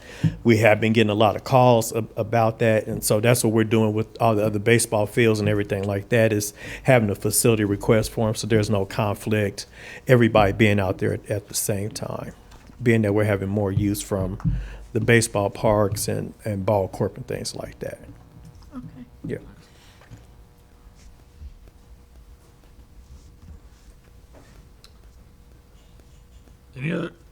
any other discussion on old business? None? Move forward to new business. First on that list is tree removal costs. Smile, Kelly. Sorry, I haven't been home since I left work. It's actually not tree removal costs, it's wood waste disposal Wood costs. waste, Kelly McClellan, urban forester. Carl, myself, the assistant urban forester, Adam Leach, who's our city engineer, street commissioner, sanitary board engineer, sanitary board member. He wears those 4 hats. John Barlow, who is the sanitary district administrator, and Phil Reagan, who's the sanitation department superintendent, had a meeting with us recently because I've had my job almost 21 years. We've never been charged for wood waste disposal. It's just come up recently. And we were kind of surprised because they didn't, tell us ahead of time and didn't say, put this in your budget for next year. We were just kind of surprised with these bills. So Carl set up a meeting, and basically it comes down to $900,000 was taken out of sanitation department's budget. They're the only sanitary district department that is run by the city council. And I don't know the reasons, but they took away $900,000 of their budget. Well, I guess I just took it for granted. They always paid for our trees. I never even thought anything about it. But they agreed, and this has not been in writing yet, but they agreed to pay for $1,000 per week for wood waste disposal, $52,000 a year, and anything over that they want us to pay for. So we had no idea what we were dumping the wood. We didn't get a ticket or anything. We had no idea what we were doing. And what brought this all up was we had put a new playground in at the Bewley Center The sanitary district had come out and their sewer maintenance people had removed probably half of the pea gravel. There wasn't much left, and our guys disposed of it at ECR. Well, there's guidelines of what you can dispose and what you can't, and it's very costly, I guess, to dispose of pea gravel. We received a bill for $5,000. And it's a very small playground area. Yeah. That's what started it, kind of the red flags. Well, also, I had contracted some trees to be removed at McCullough Park because we had 80 dead trees and a disc golf tournament coming up, 500 people. And we thought this is a huge safety issue. Carl met me up at the top of the hill where the shelter was, and he's like, well, I really want these down first, and we were talking about it. And Chris and I are so busy, we have 13,500 trees, there's just 2 of us, and we had some contract money, so we had contracted 20 trees to be removed. The exact same time, we had a huge storm come up, and like 20 trees blew over. One of them was a cottonwood where the root system was almost as tall as this room. I mean, it was huge. So we had 40 trees, approximately 40 trees laying on the ground at once. Well, we got busy. I mean, we were cutting them up and taking them to the dump. It's right beside the dump. Well, we started getting these other bills, $2,000 here, $1,000 there. So I guess we were really racking up the bills and we didn't know it. So now when we go to East Central Recycling, we ask for a ticket. It might say $200. We keep it. We're trying not to go over the $1,000 a week. If we do, then we were given permission for, like, we've been working at Beech Grove Cemetery. Dustin gave us permission to remove some trees there in their burn pile, but he wanted to limit that until, we had more discussion. So we either need to put money in the budget, and we'd have to do it through city council with your help, or we have to find other ways to dispose of this wood. And I'm talking about more of the bigger wood, like the trunks of the trees. So we're keeping track right now. We're trying not to go over our $1,000 a week. Carl wants something put in writing, stating they will pay the $52,000 a year. I really feel like Phil Reagan would continue to pay for it if he could have. He just can't. I'm just surprised how it was handled, that we just received bills without any conversation. So anyway, just a reminder that urban forestry is at the Parks Department. We don't really have our own budget. We do have a non-reverting fund. The only way we get money is if people send in ordinance violation money for $25 for, they have a dead tree. We had to go tell them they had to cut it down because the neighbors were complaining. We send a certified letter. We get the money back for the certified mailing fee and a $20 assessment fee of pre and post assessment while we're doing our other jobs. So that money, it's not a lot of money, but we have a small non-reverting, but we don't have our own budget. So the Parks Department has to pay for all of our saws, our diesel, our 2-cycle oil, our bar oil, our chains, and they have a small budget. So kind of urban forestry, we're taking care of the whole city. I know the street department say, well, we do a lot of our own, pay for our own trees, but they don't realize we do a lot of it. We had a huge private catalpa tree, probably 10-foot diameter trunk, fall in the road. It's private.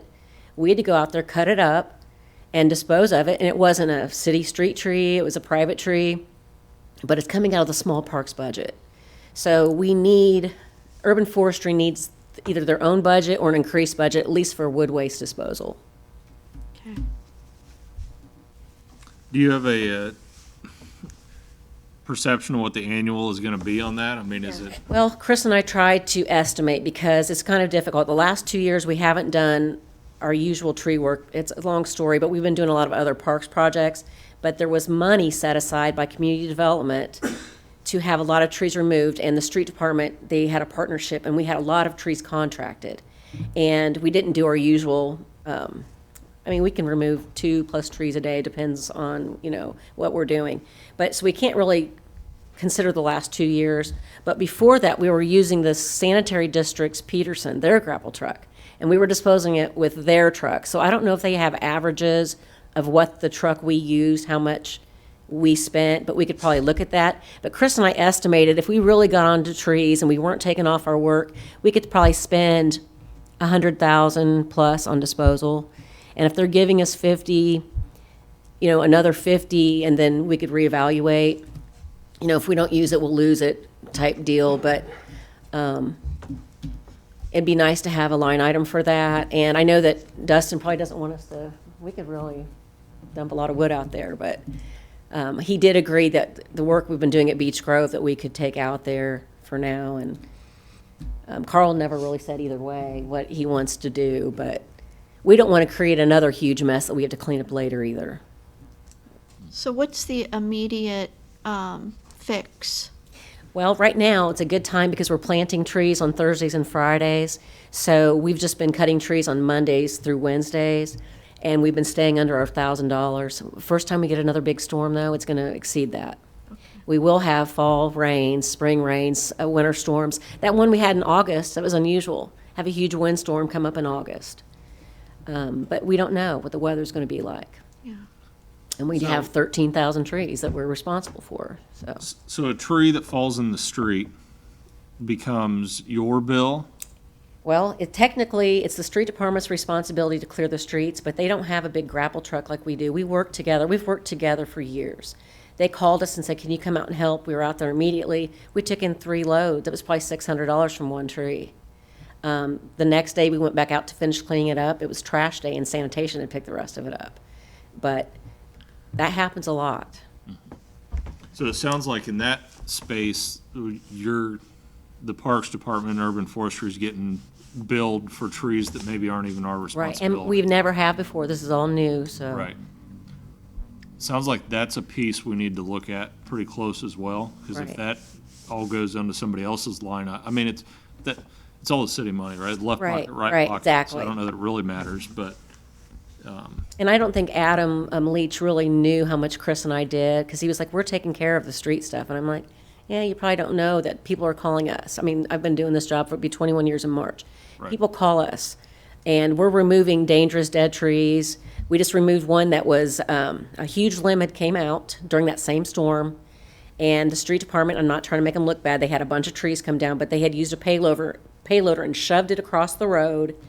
And just recently, last week, I got a call, when are you gonna clean up this mess out here?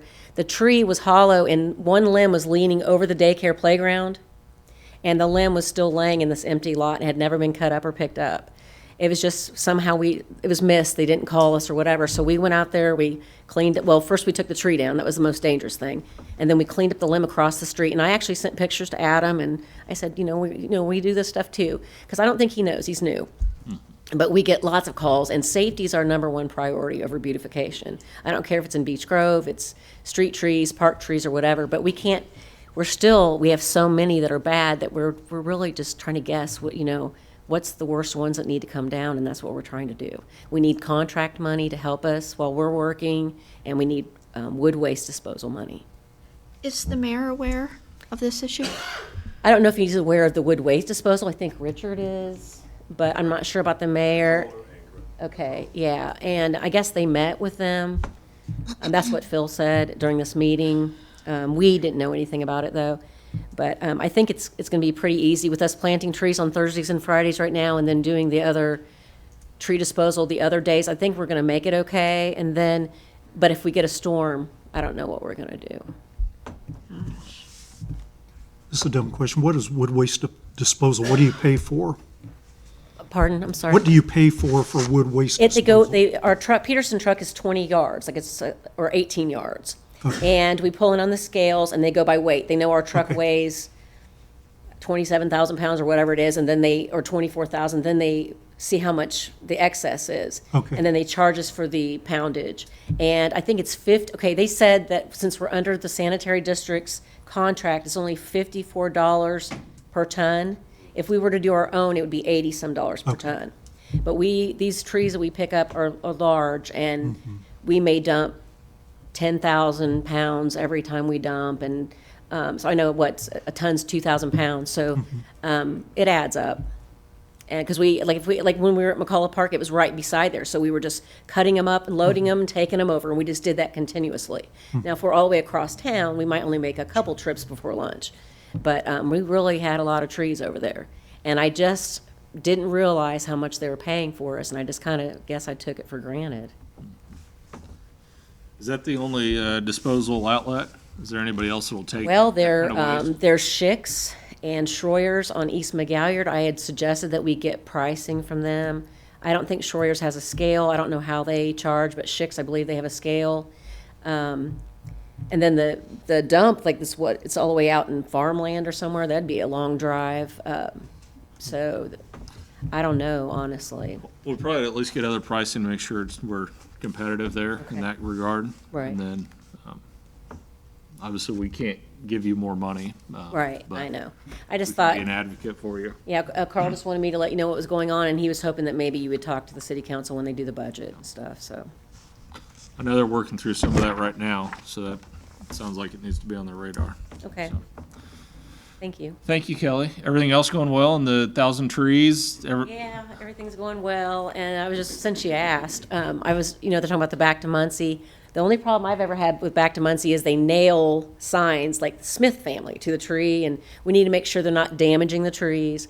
And then also other events, we're waiving fees, but, there's damage to, there's an impact to the park. I don't care if it's trash, if it's them driving on the grass, but there's always going to be some kind of an impact to the parks. There's nothing free, trash disposal and cleanup, and but of course I'm concerned with the trees. So, all right, thank you. Thank you. I think we're hearing their voices. Next on new business, we have 2023 budget. I assume that's you, Carl, or you got any updates there? No, I just wanted to, in our department head meeting, we was talking about the 2023 budget, and being that we got this waste disposal that we know we're gonna have to pay, we don't have a line item in place right now.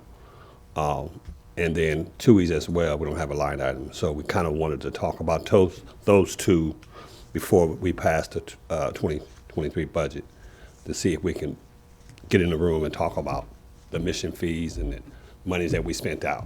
So if not, we're gonna be in the same boat again next year, because we're working off of the 2022 budget again for next year. So, and that's something we could just call a meeting, discuss it with the board. We can all meet and talk about what Kelly just talked about, and then Shannon's there. She can give us her numbers. Nikki has her numbers from the office on TUIs, and then we have the mission fees that we took in, and then figure out what we can do, go in front of the council and see if we can't do a better job of providing funding throughout the year for both entities. That's it. Thanks, Carl.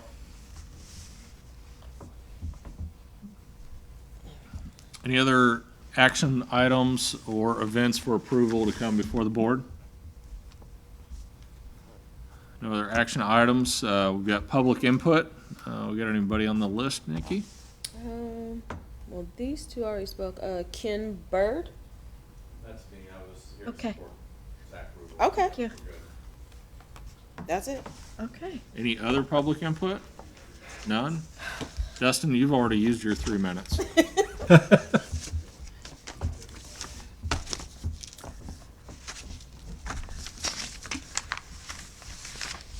Justin Clark, I will speak for the Granville Neighborhood Association. We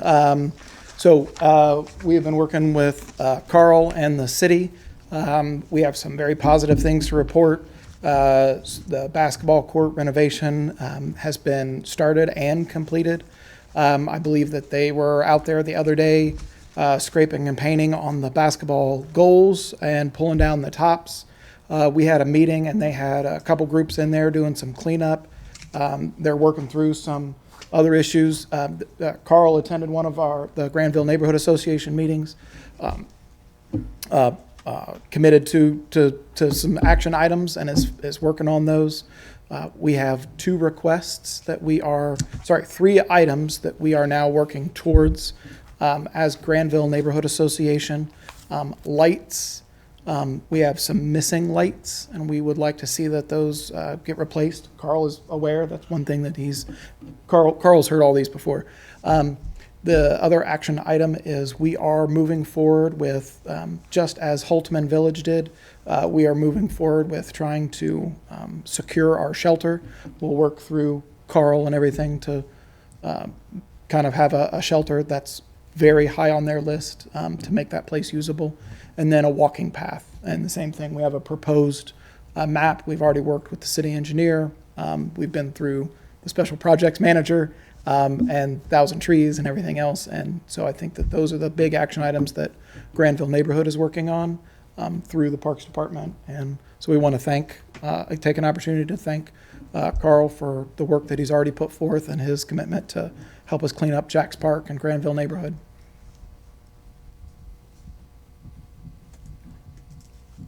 And will that be, the money that was allocated from the bond to make those? Yep, some of that will be. Renovations. I'm sure some of it will eventually have to, the toters and other stuff, that's stuff that Carl takes care of. I'm sure lights could go into either one, and we also don't expect that all this is 2022. We had a good, honest discussion. Some of this stuff will probably have to be 2023. Some of it may be even later. But I would say that probably a good portion of some of our requests will have to go through that bond, and other ones will have to come through park. Okay. But that's it. But wanted to give a shout out and give an update on where we are moving forward on fixing up some of these parks. Thank you. Thank you, Dustin. Any other comments from the board? None, I would entertain a motion to adjourn. So moved. Second. In favor signify by saying aye. Aye. Aye. Meeting adjourned.